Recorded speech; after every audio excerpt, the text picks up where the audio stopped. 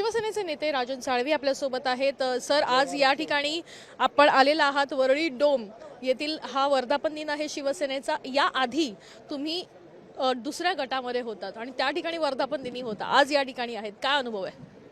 आजचा दिवस 19 जून 1966 रोजी वंदनीय शिवसेना प्रमुख बाळासाहेब ठाकरेंनी शिवसेनेची स्थापना केली।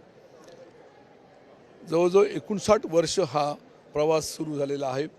आज आम्ही शिंदे साहेबांच्या सोबत गेल्यानंतर प्रथमच आता ह्या वर्धापन दिनाला हजर राहत आहे।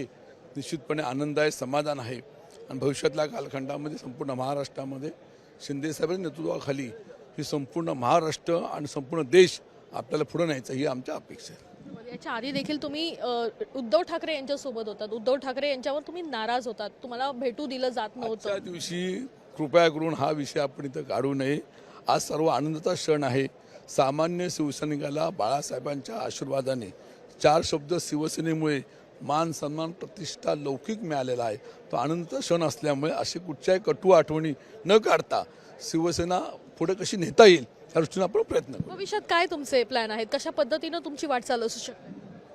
शिवसेना 4 शब्दाने आणि शिवसेना प्रमुखांमुळे सर्व काय आम्हाला मिळालं, त्यामुळे अत्यंत समाधानी आहे। भविष्यातल्या कालखंडामध्ये रत्नागिरी जिल्ह्यामध्ये कोकणामध्ये फक्त आणि फक्त शिवसेना शिवसेना शिवसेना वाढवून संकल्प आम्ही सोडलेला आहे।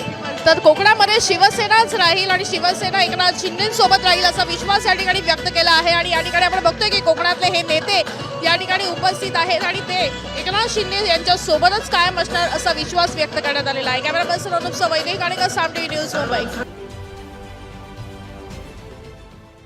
देश विदेशातील प्रत्येक घडामोडींचे लाईव्ह अपडेट मिळवण्यासाठी आता साम टीव्हीच्या सर्व सोशल मीडिया प्लॅटफॉर्मला लाईक, फॉलो आणि सबस्क्राईब करा। तसंच सर्व नोटिफिकेशनसाठी बेल आयकॉन प्रेस करायला विसरू नका।